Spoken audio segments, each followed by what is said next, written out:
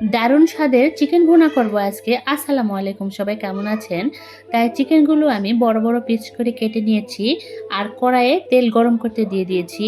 তেল মিডিয়াম আছে গরম হলে মাংসগুলো এক এক করে সুন্দর করে দিয়ে নিব।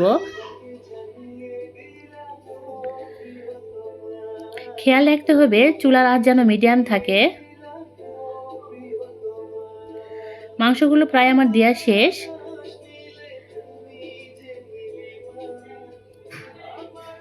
কিছুক্ষণ পরে আমি উল্টায়ে দিব মাংসগুলো। এপাশ ওপাশ করে সুন্দর করে লাল লাল করে ভেজে নিব।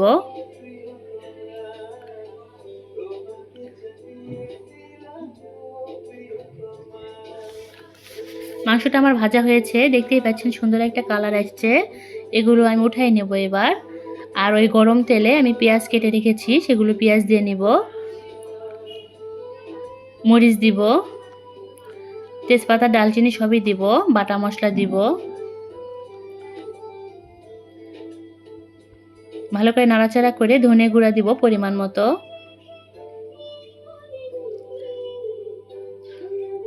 লাল মরিচের গুঁড়া, লবণ, হলুদ এক এক করে সব দিয়ে নিব। মাত্র 10 মিনিটেই এই চিকেন ভুনা করা যায়। বাচ্চারাও খেতে খুব পছন্দ করে। সামান্য পানি দিয়ে ভালো করে কষায় নিব মশলাটা সুন্দর করে কষানোর পর মাংসগুলো আমি দিয়ে দিচ্ছি। আবারও ভালো করে কষায় নিব। এবার সামান্য পানি দিব মাংসটা সিদ্ধ হওয়ার জন্য। ভালো করে নাড়াচাড়া করে ঢাকনা দিয়ে ঢেকে দিব।